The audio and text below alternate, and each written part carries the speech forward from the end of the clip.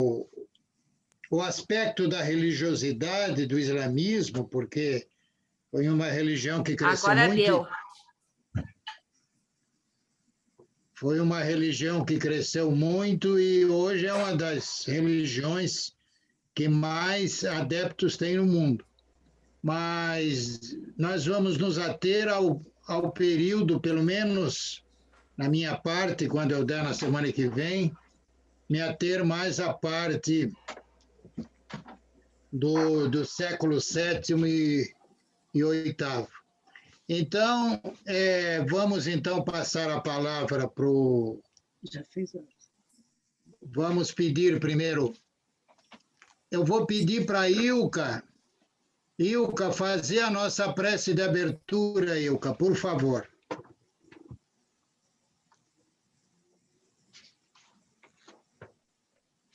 Então, meus queridos irmãos, vamos aí mais uma vez, né? Aqui reunidos em nome de Deus, o nosso Pai Maior, de Jesus, o nosso Mestre, rogar para esse nosso momento de estudo, as bênçãos necessárias, que a sua bondade e a sua misericórdia venha nos envolver a cada um de nós e ao nosso, o Dr. Luiz, que vai coordenar, né, a nossa programação, o nosso estudo de hoje, que ele seja inspirado e que nós, as nossas mentes abertas, as nossas consciências ampliadas, possamos realmente tirar o melhor, todo o proveito desses ensinamentos, desse aprendizado da noite. Assim, então, nós pedimos a divina proteção e pedimos também a permissão para darmos por aberto o estudo da noite. Que assim seja. Assim seja. Sim, seja. Então, Sá, a palavra está com você, Sá. Doutor Sá.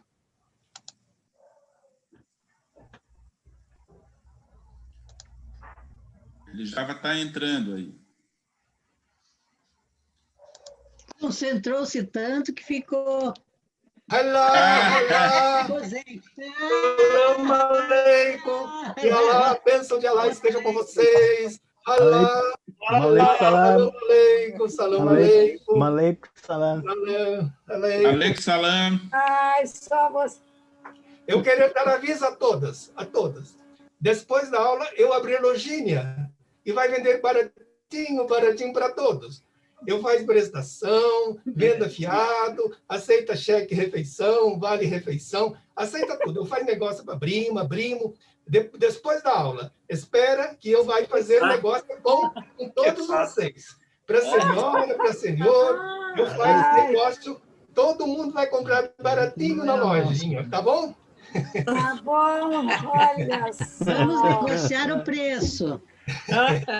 Baratinho. Ai. Essa foi boa. Tá muito calor. Desmanchou meu penteado aqui. Passei o dia arrumando meu penteado aqui. Agora deu um nó aqui no meu pescoço. Engraçado, você, na hora do coisa... Muito bom, doutor Sá. Muito criativo. Bom, é um calor louco isso aqui. Boa noite a todos. Boa noite. Então, esse tema de hoje... Ô, Luiz, tem como desligar os microfones? Oi? Essas conversas, tem como desligar os microfones? Porque a conversa paralela, às vezes... Não consigo. Eu já estou desligando todos e vou deixar só o seu, tá? Por favor. Tá ok, pode... Espera aí, só... Pode ligar o teu, Sá. Liga o teu agora.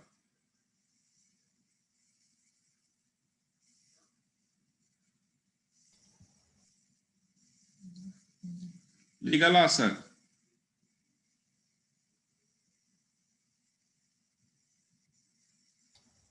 Ligou, né? Isso. Ok? Ok. Tá bom. Boa noite a todos. O tema que eu tenho, que o Manuel me colocou numa fria aí, dizendo mais coisa do que devia, assim, para eu falar hoje à noite.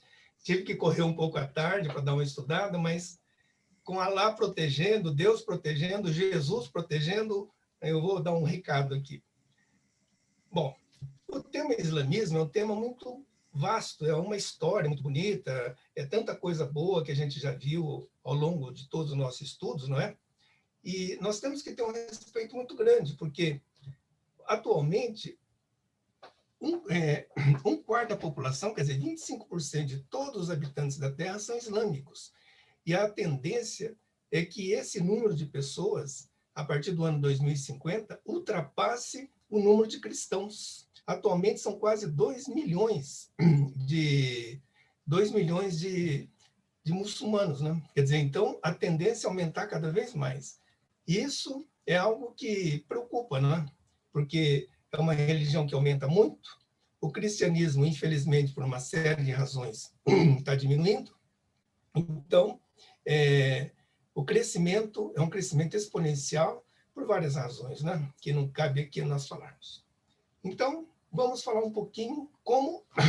Desculpe, mas tomar uma água aqui.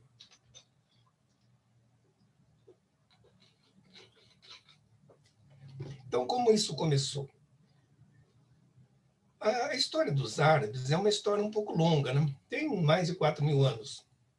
Aquela península arábica que nós veremos o mapa a seguir, era constituída de várias tribos. Cada uma tinha um deus, eles eram politeístas, não é? Eles tinham a sua vida, normalmente como mercadores, caravanas de vender mercadorias. Então, eles tinham duas cidades muito importantes, né? Que eram Meca e Atrédio, futuramente chamado de Medina. E eles vinham a Meca, que era o principal centro comercial da época, para fazer suas orações na Caaba. Caaba, nós veremos a seguir o que é, principalmente por essa pedra negra, considerada sagrada por todo esse pessoal aí. Bom, e eles viviam até o século VI, até onde nasceu Maomé. Eles viviam em tribos, não tinha um estado centralizado, né? Então, as tribos nômades, mas eles iam realmente sempre a Meca para fazer suas orações, cumprir suas promessas, seja lá o que eles tinham que fazer. Era um número muito grande de pessoas com as mais diferentes, vamos dizer assim, religiosidades. Adoravam animais, adoravam ídolos, inclusive até haviam cristãos no meio, judeus no meio desses adoradores que ficavam ao redor da Caaba, né, que ficava em Meca. Bom, aqui um mapa, então, para nós termos uma ideia da Arábia, da Península Arábica, né, hoje é o mapa atual. Naquele tempo era tudo praticamente, não tinha uma divisa tão precisa como tem hoje. Então, o que é a Caaba, né? Tão importante que os muçulmanos reverenciam tanto. E é tão antigo que é dito que foi desde o tempo do Abraão, né? Esse templo sagrado, em forma de um cubo, que foi construído por Abraão e seu filho Ismael, que, como foi falado antes nas conversas anteriores aí, Ismael era um dos filhos de Abraão, né? O outro era Isaac, que deu o ramo aos judeus e aos cristãos. Ismael foi o ramo que veio para formar o povo árabe, né? Islâmico hoje. Então, o Abraão, na época, já tinha essa intenção, que era para adorar um Deus único. O que foi deturpado com o tempo, como nós vimos há pouco, eles eram politeístas, e eles iam fazer essa peregrinação a Meca, já aproveitavam, já vendiam as mercadorias, já faziam tudo aquilo ali, não é? Esse local foi indicado por Deus para Abraão, que dizia que era o centro do mundo, e lá ele deveria construir, então, essa Caaba. E a Caaba é o lugar mais sagrado para os muçulmanos, que é o local, como nós veremos depois, os deveres, né, que tem que ter um muçulmano. Uma das obrigações, digamos assim, é visitar a Caaba, que é o lugar realmente, para eles, o mais sagrado que tem. Porque dentro dele também tem essa pedra negra, que dizem que é um meteorito que caiu há milhares de anos aqui na Terra, e segundo eles, né, segundo a lenda, era uma pedra escura, que ficou escura, vamos dizer assim, no começo era branca, pelo pecado das pessoas, que as pessoas foram pecando, e essa pedra de branca e alva que era, acabou tornando-se negra. É das relíquias mais sagradas do Islã, e segundo essa tradição, remonta ao tempo de Adão e Eva, e foi trazida a Abraão pelo anjo Gabriel, enquanto ele construía a Caaba. Ele estava construindo a Caaba, o anjo chegou e falou: está aqui a pedrinha, guarda aí, e até hoje está lá, adorada por todos, reunindo milhões de pessoas, não é? Quando é época de peregrinação a Meca, e até hoje está a pedra lá. Ela é envolvida por um recipiente de prata, e fica lá onde todo mundo vai lá, passa a mão, se pede lá suas bênçãos, seja lá o que eles querem, né? Mas aí a coisa muda. Quando estavam todos em calma, a coisa funcionava bem, nasceu em 570 depois de Cristo, nasceu Muhammad, ou Maomé. E aqui vai uma curiosidade. Vocês sabiam que o nome mais comum do mundo, não é José, não é Paulo, é Mohammed.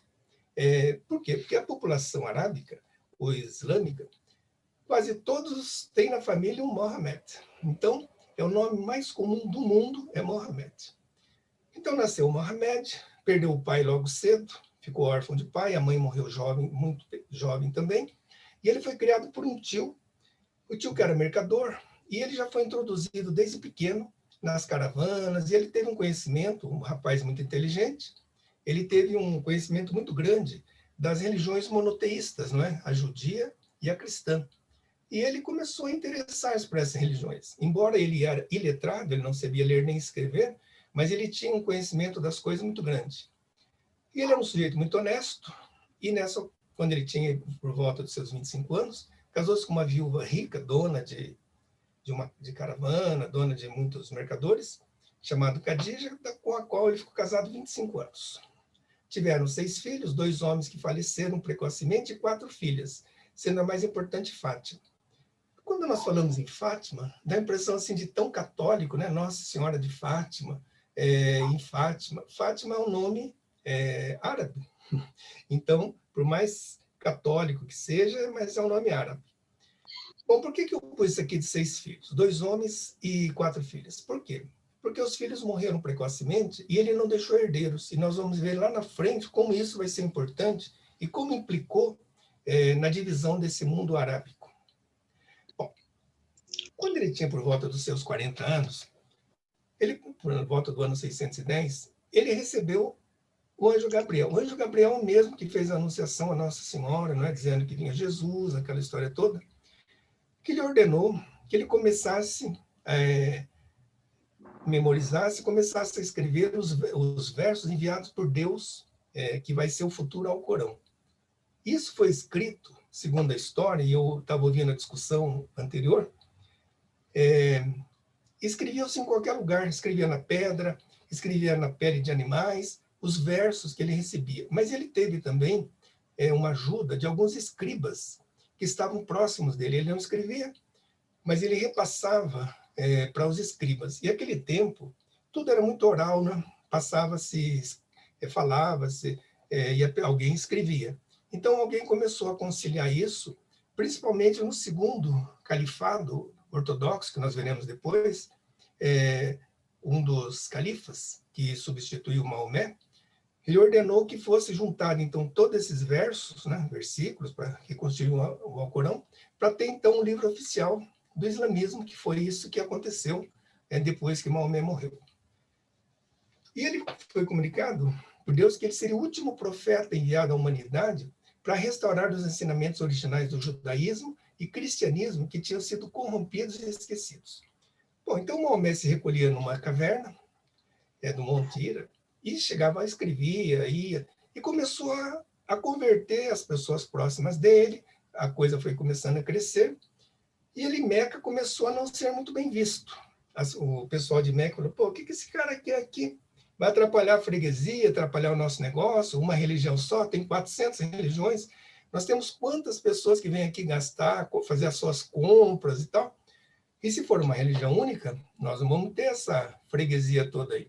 E começaram a perseguir Maomé, começaram a querer, inclusive, assassiná-lo. E ele, sabendo disso, avisado pelo anjo Gabriel, ele foge, então, de Meca, no ano 622, e vai para Iatrebe, hoje é Medina.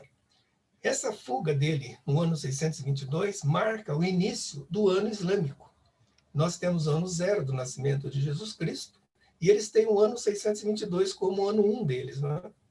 Então, essa fuga dele, que ele foi para Medina, ele chegou lá em Medina e foi muito bem recebido, aí começou a reunir mais pessoas, começou a ter mais gente que aderiu aos ensinamentos dele, a um Deus único, foi começando a mudar as tribos, um trabalho um pouco difícil, mas gradualmente ele foi conseguindo convencer as pessoas de que ele teria, vamos dizer assim, as pessoas teriam uma vantagem se fosse um Deus único, mas isso não foi muito fácil. Começou a brigar com Meca, né, porque Meca não tinha perdido todo aquele poder, até que nessas brigas entre eles, as batalhas, ele consegue adentrar Meca, foi aceito, ele conseguiu chegar em Meca, e a partir daí começou a ter um desenvolvimento muito grande do que ele pregava, as pessoas começaram a aceitá-lo, e o nascimento foi por aí do islamismo, né? E quando ele faleceu em 632, houve uma situação, que nós vamos explicar daqui a pouco, que ele não deixou herdeiros, e isso não foi legal, porque para eles começou a haver uma divisão que predomina até hoje, vamos dizer assim, não é? Entre os que achavam que deviam ser os herdeiros dele por direito e outros que também achavam que deviam ser os herdeiros dele. Bom, o Maomé casou-se várias vezes. Depois que faleceu a esposa oficial dele, a primeira, não é? Ele casou-se várias vezes. Os números variam de 14 até 21, mas fica mais ou menos em 14. E isso está no Alcorão, que diz lá: os homens têm autoridade sobre as mulheres, pelo que Deus os fez superiores a elas e que gastam de suas posses para sustentá-las. Está no Alcorão. Não sei se foi ele que escreveu, mas, de certa maneira, é uma forma dessa. Hoje, no mundo islâmico, eles limitam a um número máximo de 4 mulheres por homem. Por 4 mulheres, isto é, se ele provar que ele tem condições de sustentar as 4. Antigamente, podia ter uma porção, ele não sustentava nenhuma e a coisa ficava assim. Até que eles normatizaram isso, e hoje, pelo menos, só pode ter 4. Só 4. Então, fica assim. Bom, e o que o Maomé fez? O que ele deixou, não é? Com essa criação, vamos dizer assim, do Alcorão, então começou o Islã. O nome, vamos dizer assim, que foi aportuguesado, não é? O que significa o Islã? Que veio dessa formação de Maomé, que já começou a formar esse grupo, não é? De crentes, vamos dizer assim, em Alá. Então, Alá é o Deus, que é o nosso Deus, né? Deus é único. Então começou. Islã é a palavra, vamos dizer assim, que significa paz, paz, submissão, seria alguma coisa nesse sentido. Então, quer dizer, o islamita, ele é para viver em paz e submisso a quem? A Deus, que é o ser maior que nós temos. O sentido de paz mencionado não é apenas de guerra, não, vou ficar em guerra, mas principalmente é a condição de paz entre o corpo e o espírito. E a pessoa está bem. Quer dizer, isso é a melhor condição de vida, realmente a pessoa está bem consigo mesmo, não é? E é isso que o Islã prega, porque hoje nós vemos, e aí vem uma situação que todos nós nos assustamos, quando, por exemplo, falamos dos terroristas, né? Falar em Islã atualmente, o islamismo, nos remete, infelizmente, aos guerrilheiros, homens-bombas, ataques suicidas, aquela história toda lá. Mas, na realidade, esse grupo é uma minoria, porque o Islã mesmo, o islamita, que segue os preceitos do Alcorão, ele realmente é um homem de paz. A grande maioria são de paz. Mas misturado hoje, nesse fanatismo religioso que a gente enfrenta, infelizmente, fica esse nome para todos, né? Infelizmente, com essa pecha de que todo islamita é terrorista. Então, isso não é correto e a gente fica até preocupado, né? Eu até fico preocupado, vou me cuidar com as palavras aqui, porque, de repente, vai ter um homem-bomba ali, pô, você não falou direito, tá? Então, hoje eu me cuido muito. Então, o que é isso? Vamos dizer, o que é o mais importante, então, para o islamita? É o Alcorão, que são as palavras de Deus, digamos assim, trazidas a Maomé, psicografadas por Maomé, ou ditas, escritas, quer dizer, e é o livro base de todo islamita, é o Alcorão. Então, o que engloba? Engloba personagens também do judaísmo, do cristianismo, personagens bíblicas, né? Como Adão, Abraão, Jesus, principalmente, são mencionados, e eles são mencionados como o povo do livro, os povos do livro. Porque o islamita não era, inicialmente, tão radical em relação ao cristianismo e também aos judeus, né? Que isso, infelizmente, foi ao longo dos anos criando essas diferenças, essas coisas todas. Mas no Alcorão cita personagens da Bíblia, como nós estamos vendo aqui. O Alcorão, então, o que quer dizer? Eu vou ler um pouquinho, não gosto muito de ler slide não, mas eu vou ter que ler. É a palavra literal de Alá, Deus, né?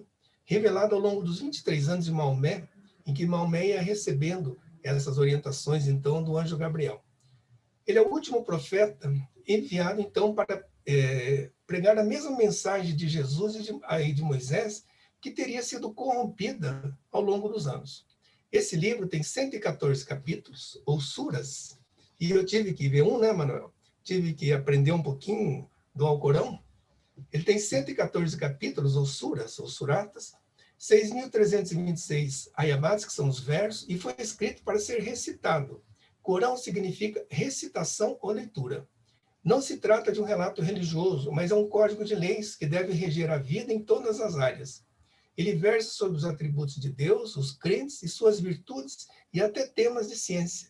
É interessante que o Alcorão realmente fala sobre isso, sobre as questões da vida, o que pode ser, como está aqui, né? E no Alcorão está desde instruções para o casamento, como o governante deve agir na cobrança de impostos. Então, abrange uma situação muito completa em relação à vida. Seria quase um código de vida, digamos assim, não é? Nesses tantos 6.326 versículos aí. Tem uns que são curtos, algumas linhas, tem outros que são várias páginas, então tem uma enormidade de preceitos que ficam aqui no Alcorão.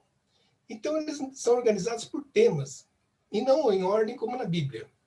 Eles não têm, assim, essa cronologia, né? Que no ano tal aconteceu isso, no ano tal aconteceu aquilo. Aqui os assuntos vão surgindo de uma maneira em que eles vão tendo essa, digamos assim, essa leitura de acordo com os temas que eles vão imaginando que possam ter. Bom, o que o islamismo tem que ter como preceito, quase que como uma obrigação? 5 pilares que ele deve seguir no exercício da sua fé. Recitar o credo: não existe nenhum Deus além de Alá, e Muhammad é seu profeta. Orar 5 vezes ao dia em direção a Meca.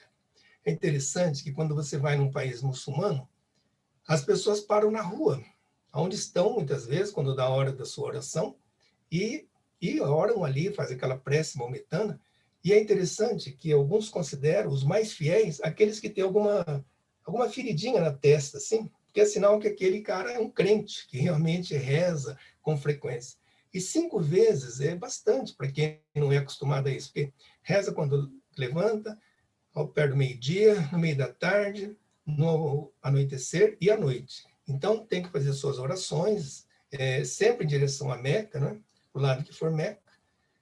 Tem que observar o jejum durante o mês sagrado do Ramadã, realizar o zakat, que é a doação de 2,5% dos seus lucros para os mais pobres, e visitar Meca uma vez na vida, desde que tenha condições para isso. Então, o islâmico, ele faz de tudo para seguir esses 5 pilares, não é? Que norteiam toda a sua fé. Essa questão de visitar Meca, só se ele for muito pobre, não tiver condições mesmo, mas normalmente eles fazem todos os seus esforços mesmo para cumprir os 5 pilares realmente no exercício da sua fé. Bom, aí Maomé morre, e naquela ocasião o homem tinha muito mais valor, não é que tinha mais valor, mas era mais considerada, mas para liderar um império que estava se formando, né? Que quando o Maomé morreu, ele já tinha conquistado toda a Península Arábica. Aí começaram a ver quem ficaria, então, como sucessor de Maomé. Aí ficaram ali quem que fica, mas pelo menos tiveram 4, que é considerado nessa época o califado ortodoxo, que eles são conhecidos no mundo árabe, né, como os benguiados. Então, eles são aceitos, principalmente pelos sunitas, como os 4 governantes piedosos e justos. Abu Bakr, que foi sogro do Maomé, Omar, Otomão, e Hassan ibn Ali. E esse aqui é para os xiitas, e nós vamos falar em seguida sobre ele. Foi mais ou menos aqui no califado de Omar que começaram a reunir, então, todos os versos de uma forma, vamos dizer assim, para um escriba, para ordenar tudo aquilo que estava anotado no tempo do Maomé, né? Já estava morto aí. Por quê? Porque começou a haver no mundo árabe como é oral, e cada um falava o que queria, a ter diversificações do Alcorão original. Aí ele proibiu, mandou queimar tudo aquilo que estava sendo, entre aspas, falsificado, e condicionou e arrumou o que nós temos hoje como Alcorão, que é esse que é conhecido. Esses foram morrendo muito precoce, ficaram um tempo no governo, e por alguma razão já havia aqui uma briga de poder, e todos, praticamente esses 3 aqui, morreram de morte não muito natural. Começando já naquela época, infelizmente para eles, né, essas brigas por poder que predominam até nos dias de hoje, a gente que viu sobre as cruzadas, viram que as tribos, né, como elas não se davam. E eu recomendo aqui um filme, que eu acho, para mim, o melhor filme que eu já assisti, que gosto mesmo, que é Lawrence da Arábia. Lawrence da Arábia, isso passa na Primeira Guerra Mundial, dá para notar naquele filme a divisão das tribos. Inclusive, quem se lembra desse filme vai ver que um dos árabes mata o outro porque ele estava tomando água no poço dele, no deserto. Então, quer dizer, eles mesmos, os árabes, infelizmente, não se entendiam muito, né, na questão de se darem, essa coisa toda, e a coisa é bem antiga, pode-se dizer da formação deles, né? E eles foram formando com o tempo, e aqui vem, eu só quero citar 2 mais importantes aqui, das dinastias que surgiram após, então, a morte de Maomé. A dinastia Umíada, em Damasco, né, que era a sede desse califado, e a Abássida, em Bagdá, que depois que caiu a dinastia Umíada, entrou a Bagdá, a Abássida. E, por último, né, a Otomana, que, por incrível que pareça, durou até 1924, depois da Primeira Guerra Mundial, né, que o Império Otomano deixou de existir, mas até por aí ainda existia. Mas o que nos interessa aqui são essas 2 primeiras, a Umíada e a Abássida. No período dos Umíadas, que foi entre 661 e 750, a capital era em Damasco, o Império Islâmico conheceu a sua maior extensão territorial, tendo territórios em Índia, Ásia Central, na África, na Península Ibérica. Foi nessa época que eles invadiram a Península Ibérica e queriam entrar na Europa. Foi aí que eles foram barrados, né, por Carlos Martel, um franco, que os venceu na Batalha de Poitiers, não deixando com que eles invadissem o resto da Europa. Se deixassem invadir, provavelmente muitos de nós hoje chamaríamos Mohamed, porque eles realmente conquistavam e entrando em tudo, né? E principalmente essa dinastia Umíadas, aí que foi lá, invadiu a Europa e ficou lá por muito tempo. Cobriu, só para vocês terem uma ideia, 15 milhões de quilômetros, fazendo o 5º maior império que existiu. Porque naquela ocasião também houve um enfraquecimento muito grande do Império Bizantino e do Império Persa. Eles ficavam brigando entre si, e se enfraqueceram tanto que já não tinham mais condições de se defenderem. Foi aí que o crescimento, a união que havia entre os árabes nessa época, conseguiu fazer esse território imenso, né? Para vocês terem uma ideia, 15 milhões de metros quadrados é uma enormidade mesmo de terreno. E foi mesmo o 5º maior império que já existiu, em toda a humanidade, assim, né? Mas aí começaram as brigas, e daí um lado que daí resultou nos sunitas, o lado que resultou nos xiitas, e daí começaram as divergências nas questões religiosas. Mas nisso, os omíadas se enfraquecem, já não tem mais esse poder que eles tinham e dominaram esse período aí, e começaram a perder, e quem entrou foram os abássidas. Os abássidas derrubaram a dinastia Umíada e transformaram Bagdá em capital do império. Antes era em Damasco, para os omíadas. Aí os abássidas, então, conquistaram, não é? E levaram a capital para Bagdá. E foi nessa época, a mais importante, talvez, de todo o mundo árabe, digamos assim, que é a Idade do Ouro, né? Que predominou entre o século VIII até o 13º, um pouco menos, um pouco mais, de grande riqueza cultural, que é o que nós vamos ver na próxima aula, né? Vou me abster aqui de falar sobre isso. Mas o que eu queria falar aqui é que aqui está o tamanho que ficou o império, essa expansão muçulmana, o Império Islâmico, né? Em marrom foi na época do Maomé. Então, ele conquistou a Península Arábica.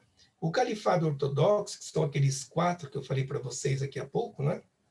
Que eram herdeiros diretos, vamos dizer assim, não de família, mas de poder do Maomé.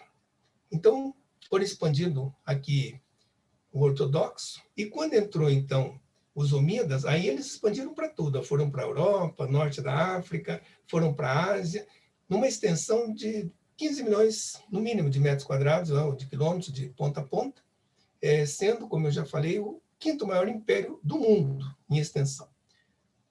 Então, os abássidas, como eu estava dizendo, né, deram um impulso tecnológico, cultural, científico muito grande, porque o árabe diz no seu Alcorão que é importante que o muçulmano saiba cultura, que tenha aprendizado, e tem que aprender desde o nascimento até a sua morte. Ele tem que estar constantemente em aprendizado.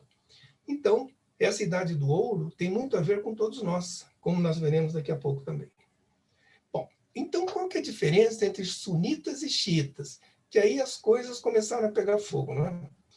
Como eu disse a vocês, Maomé não deixou herdeiros, então ficou aquela confusão lá. Quem é que realmente ia assumir a liderança de todos os muçulmanos? Os sunitas adotaram o preceito do Suna, que Suna é o livro do Maomé, seria assim mais ou menos o livro da vida dele, seria a biografia dele, não é? Então eles aceitam e leem e querem o Suna, né? E o Corão, além de acreditarem que a eleição dos chefes deveria ser livre.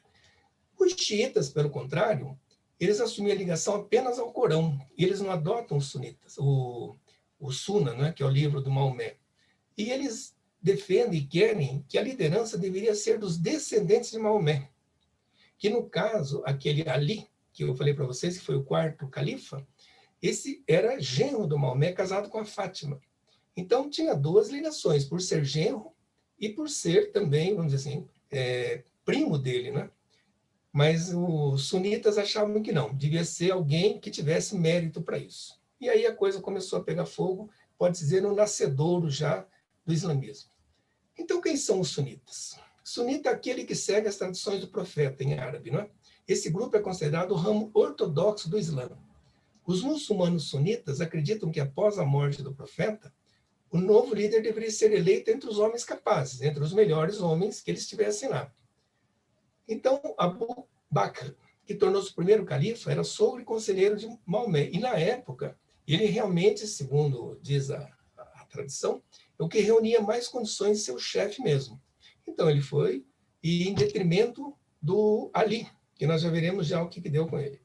Os sunitas são a grande maioria do mundo islâmico. Representam aproximadamente 90% dos muçulmanos. Ao passo que os xiitas representam 10% apenas dos muçulmanos. E eles acreditavam que a liderança deveria ter ficado dentro da própria família do profeta, entre aqueles especificamente designados por ele, ou entre os imames designados pelo próprio Deus.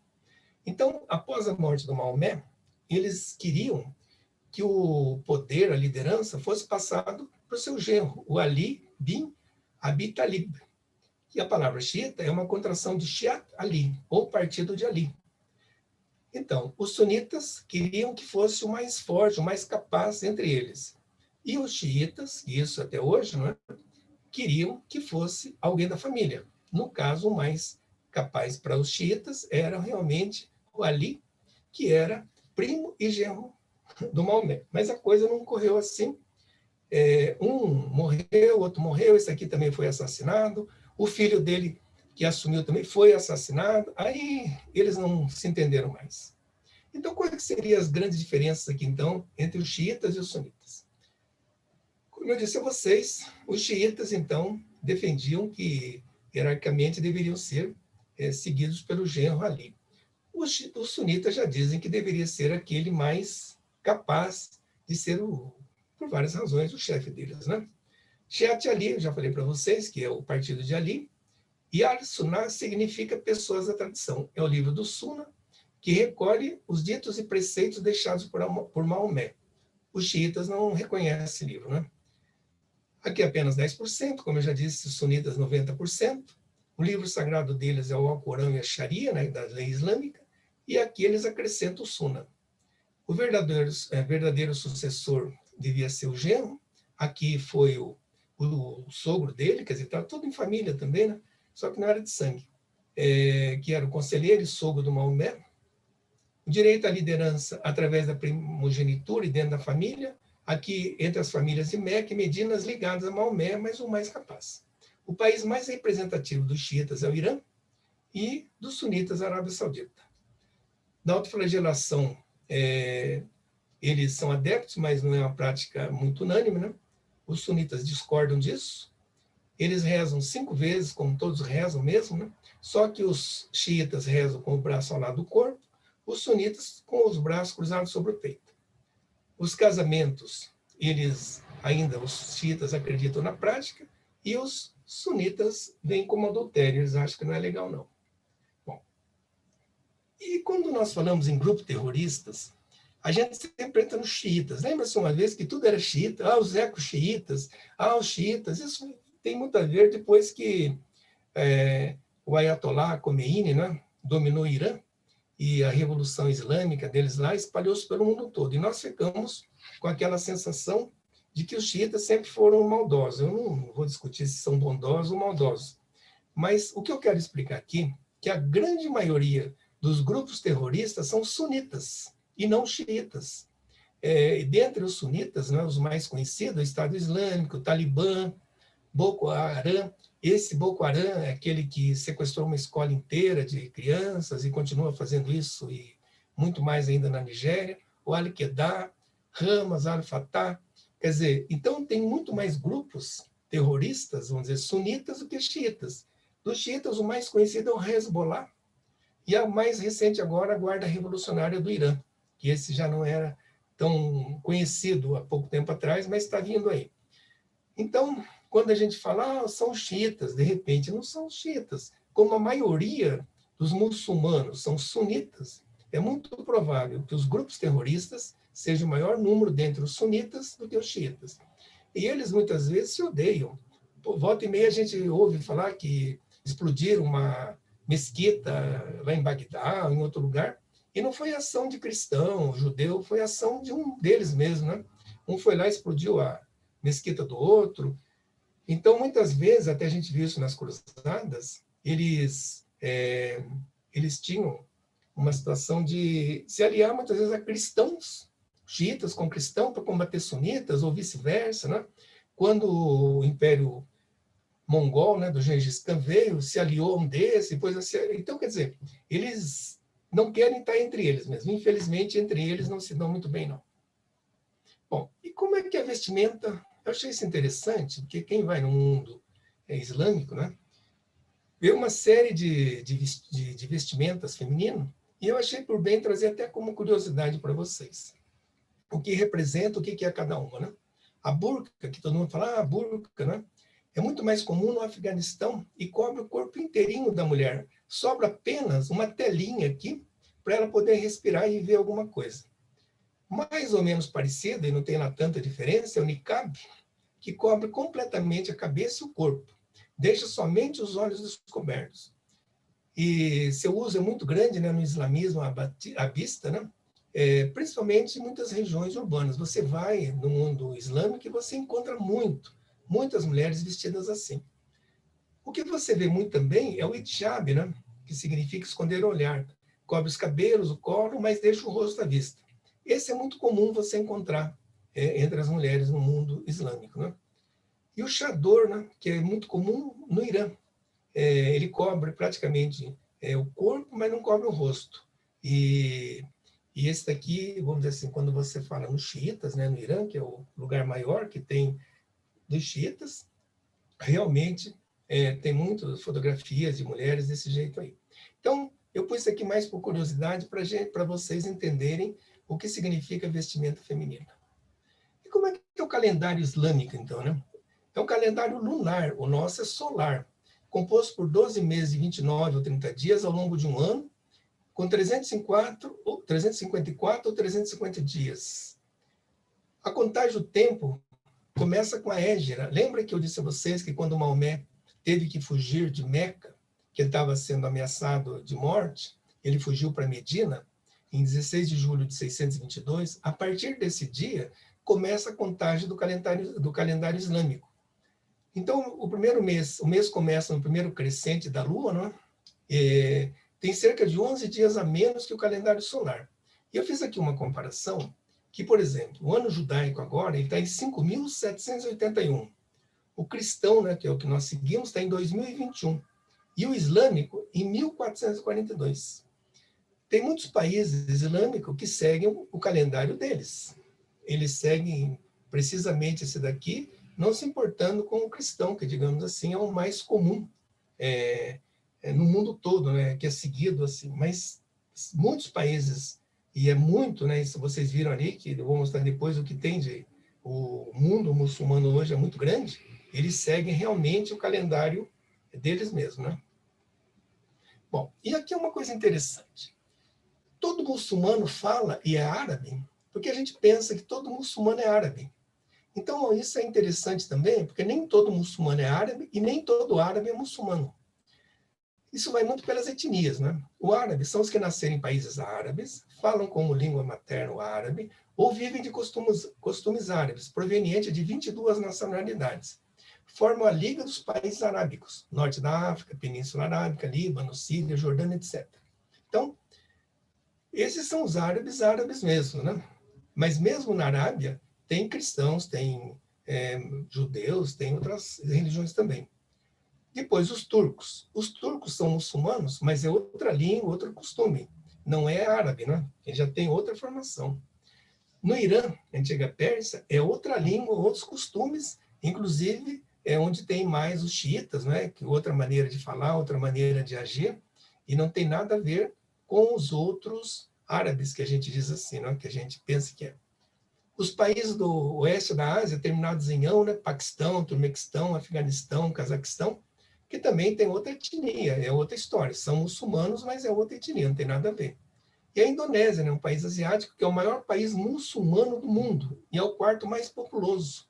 Então, a Indonésia, que a gente nem pode pensar, mas como a Indonésia? Mas a Indonésia é o maior país muçulmano, além de ser o quarto maior populoso do mundo. Então, vocês imaginam quantos muçulmanos não existem na Indonésia. Então, entenderam bem? Nem todo muçulmano é árabe e nem todo árabe é muçulmano. Nós temos no norte da África, de formação, vamos dizer assim, arábica, né? Marrocos, Argélia, está tudo bem. Mas nós já temos os turcos, que é outra história, é outra maneira de viver, outra maneira de ser, como esses outros aqui também. E hoje, dá uma olhada para vocês imaginarem como é o mundo muçulmano de hoje. Não vou dizer que pega metade do mundo, mas veja, a Indonésia inteirinha aqui, aqui predominantemente muçulmanos, e vários focos já na França, na Bélgica, no Reino Unido, na Alemanha. Então, está se espalhando muito o mundo muçulmano, digamos assim. Tanto que, como eu fiz a introdução, em 2050 em diante, provavelmente vai ser a religião mais predominante, vai ser muçulmana. Porque eles não têm essa preocupação de taxa de natalidade, para eles não tem isso, como Deus quer, ou como determinou. E as famílias europeias ou as americanas, atualmente, é um filho, 2 filhos, enquanto eles têm um tantão de filhos. Então, a tendência realmente é eles aumentarem muito ao longo desses anos todos aí. Bom, as comemorações principais árabes, né? O Ramadã é o 9º mês do calendário islâmico. Durante esse mês, os crentes, né, praticam jejum desde o nascer ao pôr do sol. Nesse dia eles não comem, não fazem sexo, ficam em meditação, em orações, seja lá o que for. Então, é o mês inteiro, é um mês que eles... não é sempre o mesmo mês, né, porque o calendário deles muda, né, mas que eles têm realmente essa opção, vamos dizer assim, ou essa maneira de viver, não é nem opção, é a maneira que eles já têm isso desde o início do islamismo, de praticar esse jejum o dia todo. Mas terminado, né, o jejum, então, eles têm o Eid al-Fitr, que é depois que terminou, a pronúncia aqui foi maravilhosa, a segunda maior festa islâmica, que celebra o fim, então, do Ramadã. Esse ano vai ser dia 12 de maio até o 13 de maio. Aí a festa, os doces, aquela coisa toda, né? Uma outra festa também é que eles celebram, talvez não em todos os países muçulmanos, o nascimento do profeta Mohammed, né? Que esse ano vai ser 18 a 19 de outubro. Mas a maior festa deles é o Tabaski, né? Que é a festa do sacrifício. é a mais importante festa do calendário islâmico que coincide com o fim da peregrinação a Meca. Celebra-se nessa data a disposição de Abraão em sacrificar o seu filho a Deus, tendo depois o filho sido substituído por um carneiro. É uma lenda que vocês devem saber disso. Os festejos duram 2 dias e todas as famílias devem sacrificar um animal macho, adulto, saudável, e cuja carne é distribuída para famílias, amigos e pobres. Então, essas são as festas principais, vamos dizer assim, aqui, o Ramadã, que é o jejum, essa festa que termina com a peregrinação a Meca, que, como nós já vimos, todo muçulmano deve ir pelo menos uma vez na vida até lá, e mesmo quem não vai, faz a festa igual e distribui comida para amigos, pobres, só que o animal tem que ser macho, adulto e saudável. Bom, aqui eu vou fazer um break e vou explicar alguma coisa para vocês. Eu sou de uma cidade do interior, onde tinha muitos turcos, do comércio, né? Porque normalmente esse pessoal que veio do mundo islâmico, vamos dizer assim, quase todos eram comerciantes. Então eram conhecidos como Zé Turco, Jorge Turco, seja lá o que for. E a gente vê isso muito também nos livros do Jorge Amado, né? O Turco, inclusive o marido lá da Gabriela era um turco, Nassib, né? Então, por que eram chamados de turcos? E aqui, os que vieram do Líbano, da Síria, do Egito, da Jordânia, da Armênia, né? Todos esses vieram para o Brasil até a Primeira Guerra Mundial. E até a Primeira Guerra Mundial, por mais que eles fossem desses países, eles pertenciam ao Império Otomano, que quem dominava era a Turquia. Então, eles tinham que vir para o Brasil com passaporte turco. E muitos desses odiavam os turcos, porque os turcos eram cruéis, muitas vezes, com eles, né? Oprimiam, faziam uma série de barbaridades, inclusive contra a Armênia, né? Destruiu quase o país todo, foi quase um genocídio que eles cometeram lá. Mas, para sair de lá, tinha que sair com passaporte turco. Então, eles iam para o Brasil e eram considerados turcos.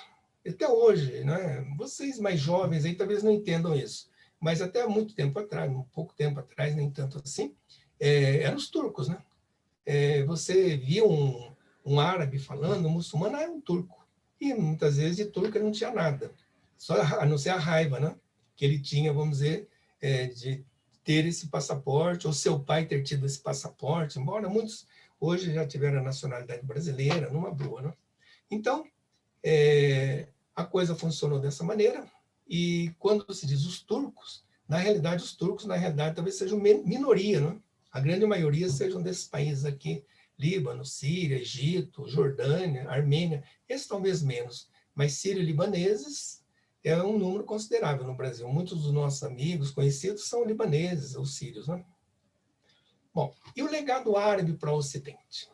Aí vem uma coisa muito importante, porque provavelmente, se não fosse o mundo árabe, muitos de nós não teríamos, vamos dizer assim, o conhecimento, a riqueza que nós temos hoje de conhecimentos. Mas para nós falarmos no legado árabe para o Ocidente, eu tenho que abrir aqui um parênteses. Tem que dar um break aqui e explicar para vocês um pouquinho da Idade Média. A Idade Média é um período que ela inicia com a queda do Império Romano em 476 e termina com a tomada de Constantinopla em 1453. Quer dizer, são quase 1000 anos de Idade Média. E ela é dividida em 2 partes. A Alta Idade Média, que vai do século V até o século X, e a Baixa Idade Média, que vai do século XI até o século XV. Bom, viver na Idade Média, e eu vou me prender mais aqui, a Alta Idade Média. E vou fazer uma pergunta para vocês, mas como o microfone está fechado, eu vou responder. Vocês sabem, na sua grande maioria, por que o mês de maio é o mês das noivas? Vou explicar. Porque na Europa, na Idade Média, maio era o mês que iniciava o verão, vamos dizer assim, era mais quente. E era o mês que as pessoas iam tomar banho, o seu banho anual.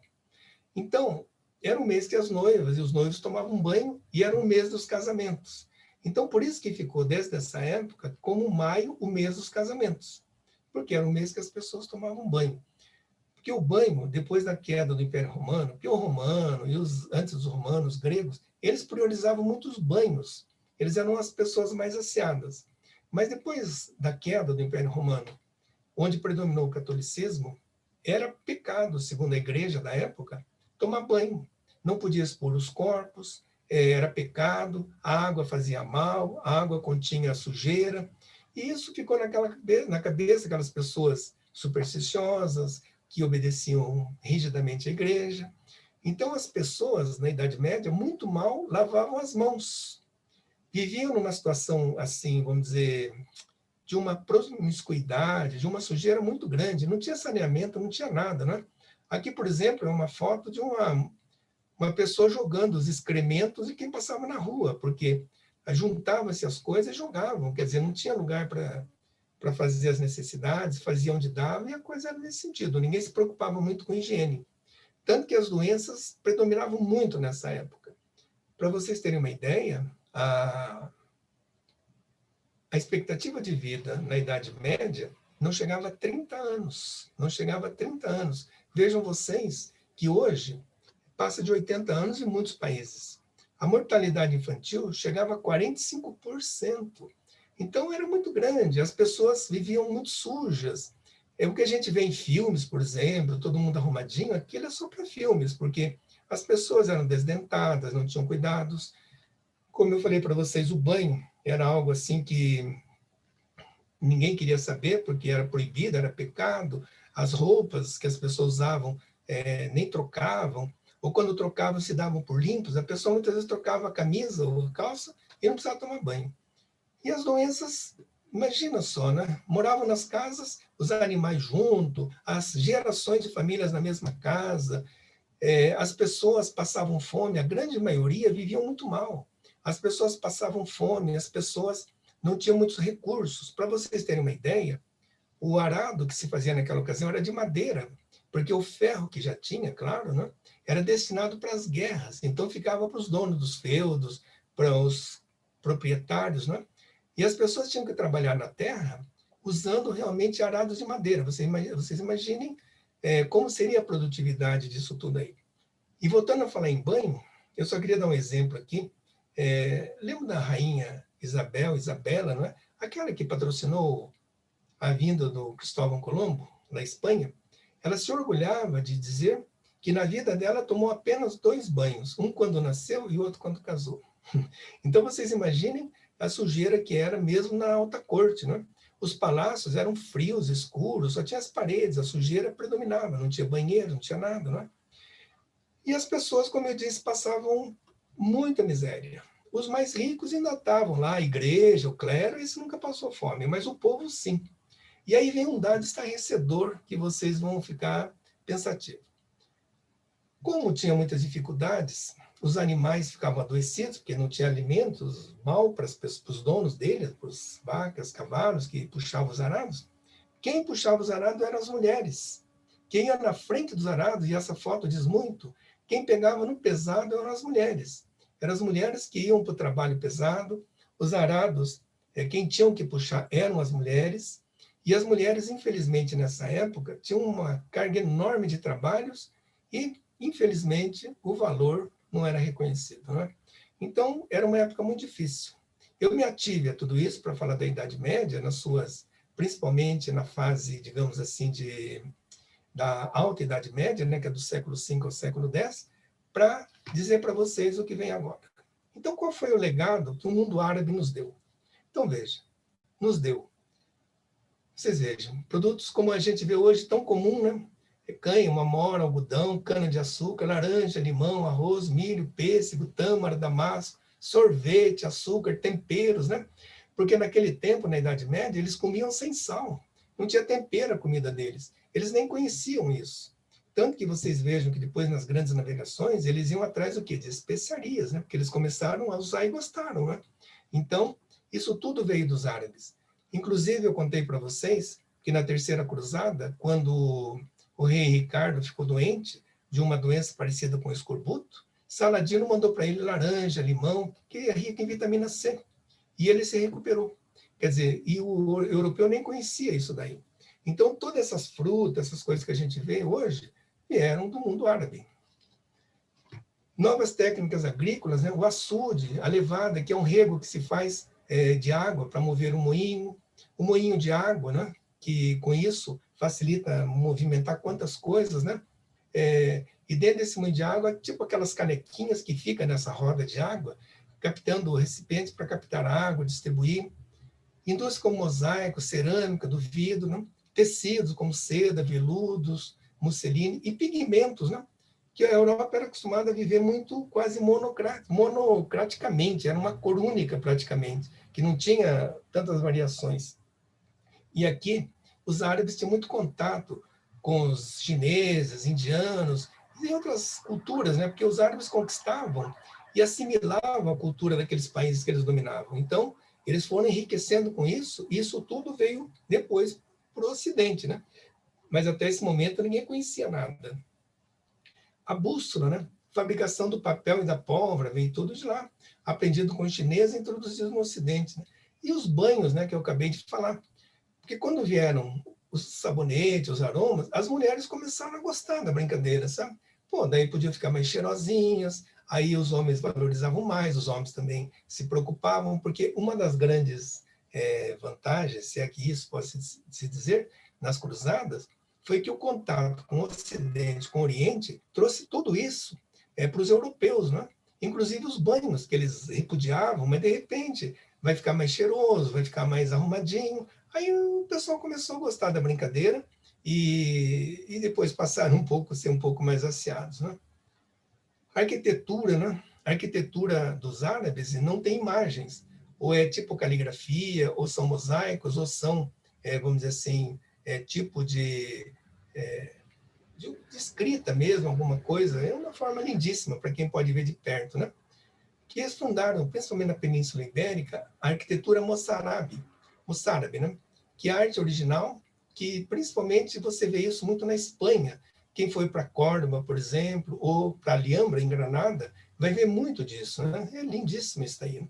Então, isso foi muito valorizado nessa época da cultura que eles tinham e da beleza arquitetônica que eles deixaram. E até hoje é super valorizada. Você vai num lugar desse, você fica admirado de tanta beleza, né? E no campo da ciência desenvolveram a matemática, álgebra, geometria, trigonometria, astronomia e o mais importante, né, o uso do zero, que veio da Índia, mas eles foram transmitidos pelos árabes para nós. Então, até aquele momento, vamos dizer assim, até na metade da Idade Média, não se sabia do zero. Então, eles introduziram isso, que para nós hoje é tão simples, mas foi herança dos árabes também, né? Fora da questão da arte, da medicina, da filosofia, que com certeza na semana que vem seremos brindados com uma excelente aula que vai abranger tudo isso daqui. E só como curiosidade, a língua portuguesa possui mais de 700 palavras de origem árabe, que veio do português, da Península Ibérica, foi trazendo para nós, e nós temos hoje nosso idioma aqui. Aqui algumas mesquitas. Aqui as mais antigas, digamos assim, essa mesquita, que é em Meca, ela chega a receber 2 milhões de pessoas. Então, aqui é a Mesquita Azul, que quem for a Istambul vale a pena visitar. Aqui é a do Bab, das mais modernas e riquíssima, também tem o maior tapete do mundo lá. Aqui é na Índia e aqui é em Jerusalém. E tem uma muito moderna, que é de Hassan II, que é em Casablanca, em Marrocos, lindíssima por dentro. É assim, o que tem de granito e mármore é uma coisa fantástica. Em todas elas você não pode entrar de sapato. Você pega uma sacolinha, bota o sapato e entra lá dentro. Então, muito bonita essas mesquitas. Quem for ao mundo árabe deve visitá-las, cada uma com a sua beleza particular, não é? E vale muito a pena conhecê-las. Bom, eu queria deixar como recomendações algumas coisas aqui.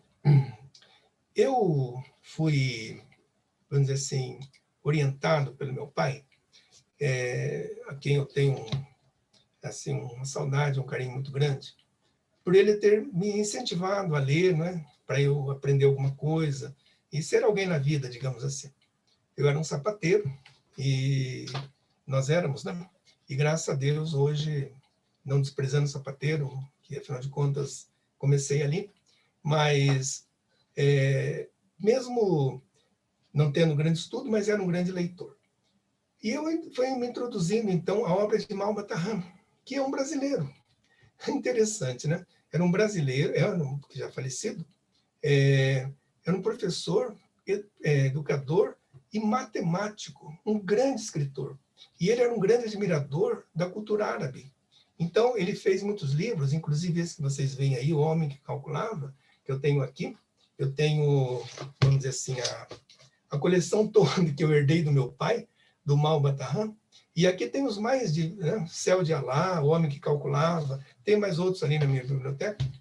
E quem tiver interesse em saber um pouquinho da história, das lendas do povo árabe, essa coleção, esses livros são sensacionais. Esse Homem que Calculava é algo assim que você tem que ter um raciocínio muito grande, é um grande livro. Quem quiser saber sobre o Mouro, e o Mouro mais importante, com certeza, é Otelo, de Shakespeare, não é? Para você ver, por exemplo, nessa obra, o Mouro mais famoso do mundo talvez seja Otelo, né? E na obra de Shakespeare, como quase toda ela, você vai ver amor, traição, inveja, raiva, não é? E essa obra dele talvez seja das obras mais marcantes que une isso, principalmente o racismo, né? Por ser o Mouro ocupando um espaço, vamos dizer assim, numa república tão importante como era a de Veneza. E nós não podemos deixar de recomendar os contos da Mil e Uma Noites, né? Que tantas alegrias, tantas coisas nos trouxeram, tantas, digamos assim, tantos sonhos, né? Tantas viagens que a gente fez, né? Na vida toda. Então, vale a pena a gente conhecer um pouco mais para quem não conhece. Bom, agora eu acho que eu vou me retirando, mas agora, se for possível, eu vou abrir lojinha, né? Eu vou abrir lojinha porque para vender baratinho para vocês aí, tá bom? Então, não terminou a aula ainda, eu quero mostrar algumas coisas, depois eu vou abrir para discussão. Mas, a princípio, eu vou encerrar aqui e quero ver se a câmera pega para eu mostrar algumas coisas, porque essa aula, inicialmente, essa aula deveria ser ao vivo. Pelo menos foi o que a gente, lá no começo, em fevereiro, março do ano passado, era a ideia nossa. E eu queria levar algumas coisas para lá, sabe? Por exemplo, eu queria mostrar isso aqui é da Turquia. Isso aqui é uma pashmina. Naquele tempo ainda não era made in China, era feita lá. Muito linda, muito linda. Então, vai para lojinha aqui, né? Isso daqui é uma manta do mundo árabe também, de duas cores, de dois lados, lindíssima também, sabe? Tem, assim, os desenhos, se você pegar na textura do tecido, você vai ver, assim, que tem uma textura muito especial, né? Tem uma camisa de Istambul que não foi usada ainda, né? Eu cresci, né? Daí não serviu mais. Então, tem uns pratos do Egito maravilhosos, de porcelana. Tem uns pratos que tem, assim, muito bonitos, muito escritos, que tem muita coisa... o desenho que tem aqui dentro é muito bonito, sabe? Se você vê de perto, isso é outra coisa que você está vendo à distância. Também eu tenho, se eu não perdi aqui no meio dessa bagunça, essa espada é uma réplica de uma espada de um sultão da Península Ibérica. Isso aqui é uma réplica. A dele era cravejada de pedras em todo lugar. Essa minha é mais pobrezinha. Essa aqui tem uns 3 diamantes, uns 4 rubis apenas. Então, não é tão rica como a dele. Mas é de uma beleza muito grande, pelo formato, porque ela é. E tenho também essa adaga. Essa aqui veio do norte da África, do povo muçulmano. Essa aqui parece que matou, deixa eu ver aqui, 116 pessoas. Mas ela está limpinha, já limpei o sangue dela, então... não tem mais tanto perigo, assim, entendeu? Já está limpa, já limpei, já não tem mais problema. Então, também muito rica em detalhes, né? Não sei se dá para ver daí, o objetivo era ver isso aqui na mão, né, de perto. Então, essa é a minha participação, estou dentro do meu horário. Eu vou abrir, então, para quem quiser fazer alguma pergunta, se eu puder saber, se eu puder respondê-la, né? Então, essa era a minha contribuição para que vocês pudessem ter uma noção desse mundo árabe, desse mundo islâmico, né? Desse mundo, vamos dizer assim, que a gente admira às vezes tem medo, né? Quando fala em Islã, a gente já fica preocupado, fala, puxa vida, será que não vão explodir alguma coisa? Será que não vai ter alguém aí atrás? Essa coisa toda. Mas é uma cultura que a gente tem que respeitar pelo tudo que fizeram, por tudo que nos deixaram, né? E o legado, que provavelmente, se não fosse o legado árabe ali, principalmente na Idade do Ouro, né? Provavelmente muitas das coisas a gente não saberia hoje. Então, é isso aí, muito obrigado. Está aberta a palavra para vocês. Muito bem, uma linda viagem na história. Obrigada. Parabéns aí, Parabéns. Sá. Obrigado. Olha, aquela mesquita lá em Casablanca, eu também tirei os sapatos para entrar lá, viu? Eu e a Neiva lá. É maravilhosa aquela mesquita. Aí, Que eu bom. também. Eu e a Ilja, né, Parabéns, Ilja? obrigado. Nós Obrigado. também tivemos lá. Que bom que gostaram. Maravilhoso. Muito Nós bom. estamos muito- Muito bom. Você vai falar? Então, Não, pode falar, Tristão, você depois eu falo. Parabéns, Sá, pela aula, né? Duas coisas somente. A primeira é que o mundo árabe, nesta época, parece que era mais adiantado que a Europa. Muito mais, né? Porque se você deve ter lido aquele livro O Físico, do Noah Gordon, né, que aquele indivíduo atravessa toda a Arábia para estudar medicina com os árabes. Ele era europeu. E na Europa não podia fazer dissecação de cadáver ainda, e os árabes já faziam lá. Então ele aprende, o famoso médico árabe Avicena na época, né? Isso. Isso, e ele traz aquilo para a Europa, né? Então a gente vê que naquele tempo era uma distância muito grande o conhecimento dos árabes em relação ao europeu, né? Você tem ideia por que houve essa defasagem depois? Não. Olha, justamente o Manuel... Desculpa. Não, termina, por favor. Não, e a segunda situação é o seguinte, você agora é espírita e você acumulou aí uma série de objetos que têm energias talvez não muito boas. Então, assim, para você se livrar desses objetos e obter ainda alguma benesse espiritual, você deveria doar para a casa espírita, que faz um bazar de vez em quando lá, para eles venderem por um preço bom essas facas, espada, manto, adaga, né? Assim você vai diminuir essas suas penas, porque você tem um negócio difícil, você está guardando um negócio ruim na tua casa, e você traz uma energia ruim, né? Tá certo, você vai ajudar, né? Você vai ajudar uma casa espírita do bairro, vai te elevar. Então, estou te dando um conselho, se você quiser seguir. Né? Essa daqui, questão, está marcada aqui, já matou 116. Pois é, isso aí é um... Eu carrego aqui, né? Você já pensou? Mas uma coisa que eu queria mostrar, olha o que o Manuel me fez ler hoje aqui. Olha o que eu estava lendo, para poder falar alguma coisa. Tive que dar uma lida no Alcorão, veja só, para ver se eu aprendi alguma coisa. Falei, não, vou dar uma lida no Alcorão. Olha, e tem coisa para ler aqui. Muito bom.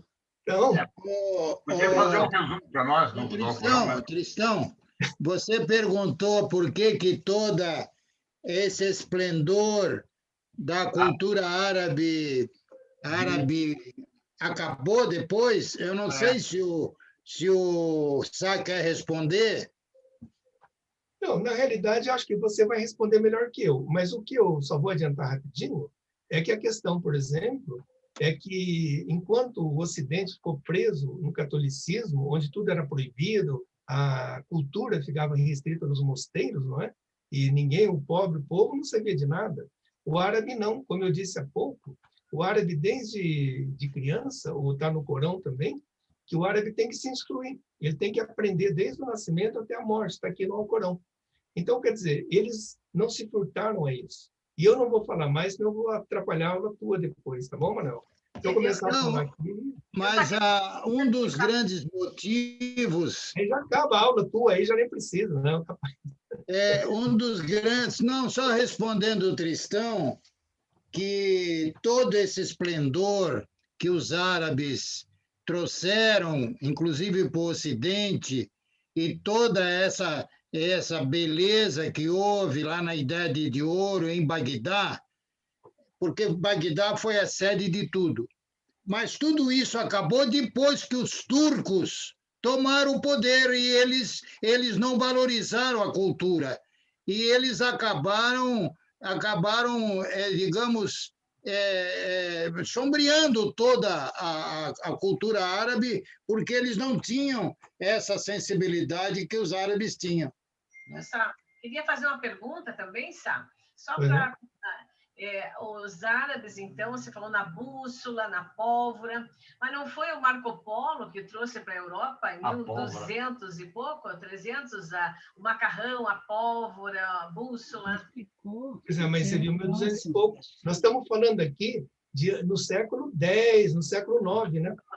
Entendeu? Certo. Quer dizer, isso daí ele trouxe muitas coisas de lá.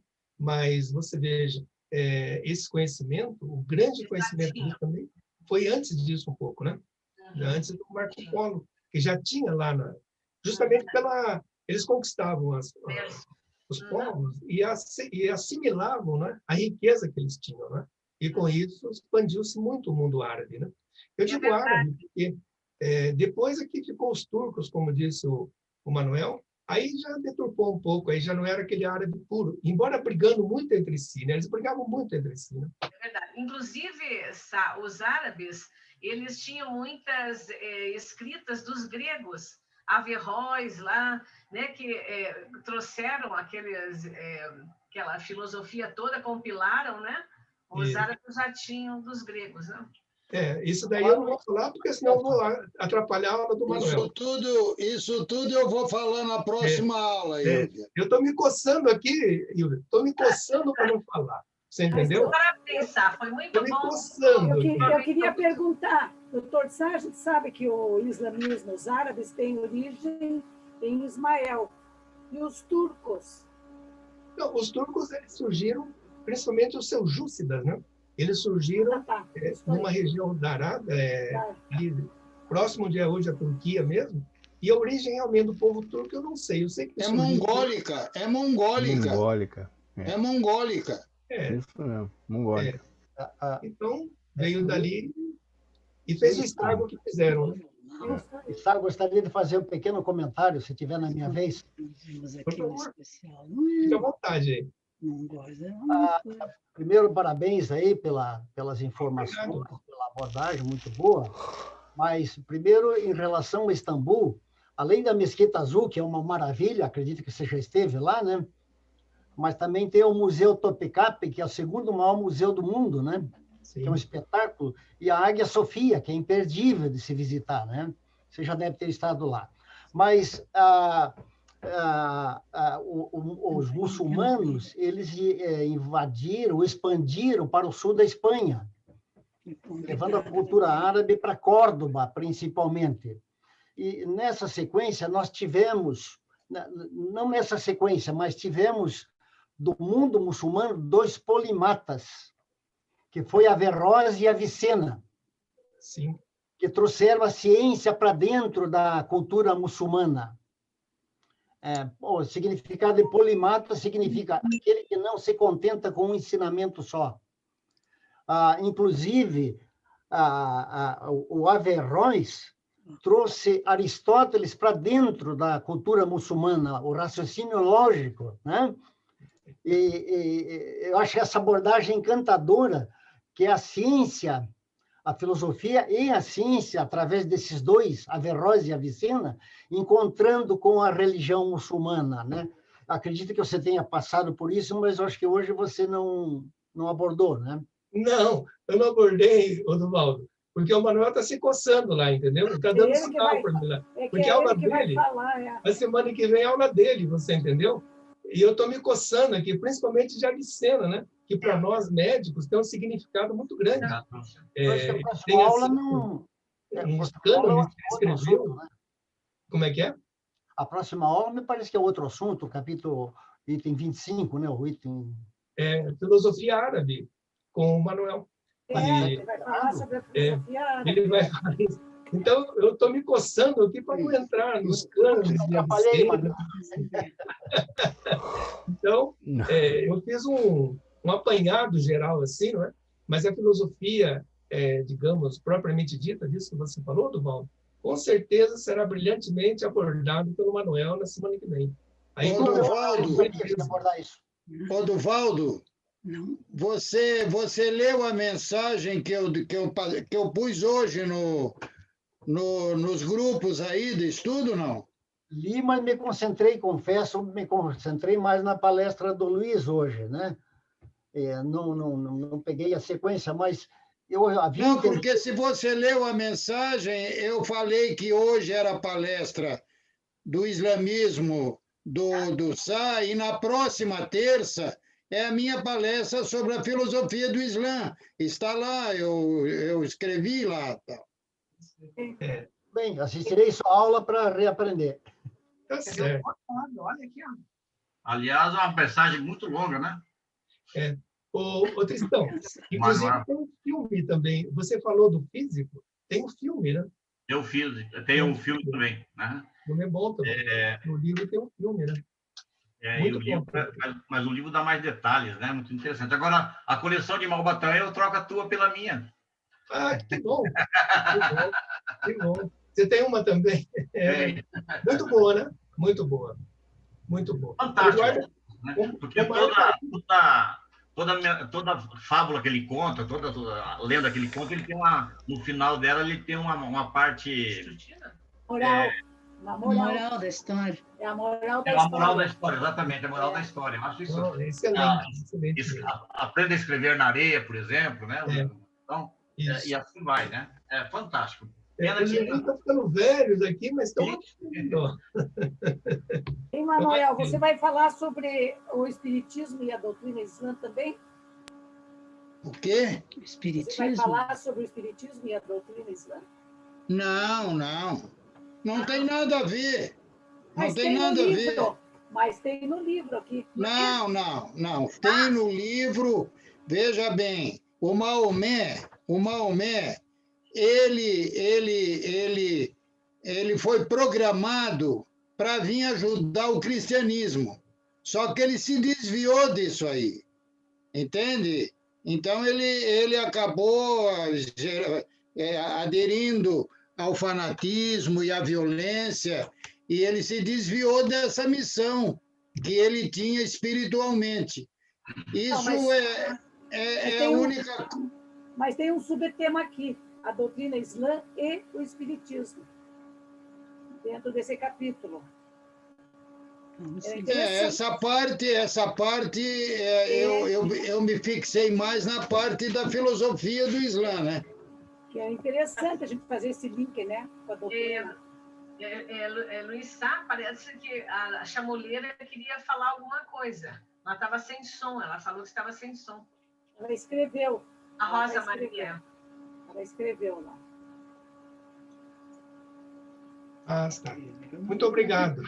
Bem, mais alguma colocação aí, pessoal? Acho que tá bom, né? Eu só quero convidá-los, então, para daqui 15 dias, para minha aula e posterior excomungação.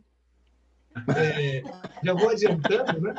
E depois da aula, com certeza, vou estar rodeado aí de presbíteros, sei lá, né? Porque... Então, vocês estão convidados para a aula e, em seguida, para a minha excomungação. Acho que vai ser um anátema, nem vai ser uma excomungação simples, porque a aula vai ser sobre a reforma da igreja e eu vou falar a verdade, vou contar aquilo que realmente aconteceu, não vou inventar nada. Mas talvez não vão gostar muito. Então, vocês estão convidados para ver como é que é uma excomungação de perto, assim, tá bom? A igreja protestante, né, que você vai falar. Reforma protestante, mas deixa comigo, eu vou falar uma história um pouquinho maior lá, tá bom? Eu só queria falar uma coisa, Manuel, para o mundo árabe, o Maomé, ele foi para eles até superior a Jesus, porque segundo ele, no olhar árabe, né? Além dele trazer a mensagem, ele também conseguiu unir as tribos árabes todas, né? E isso para eles foi uma coisa assim impensável na época, já que cada tribo tinha uma forma de conduzir, e o Maomé conseguiu fazer essa união. Então, no olhar árabe, eles colocam o Maomé acima de Cristo e diz que as mensagens críticas foram distorcidas depois, na evolução do cristianismo, então que as mensagens seguras realmente são as de Maomé. Mas, Cristão, o árabe o muçulmano vê o Maomé como uma pessoa de carne e osso. Enquanto, depois daqueles concílios todos lá, que vocês falaram, o cristianismo vê Jesus como uma divindade, né? E o muçulmano vê o Maomé como uma pessoa de carne e osso, que é um profeta que viveu. Então, essa diferença é grande também, assim, né? Ele não é divino. Doutor Sá, a Edna quer fazer uma pergunta, ela está de mão levantada. Se eu souber... Edna, pode falar, Edna.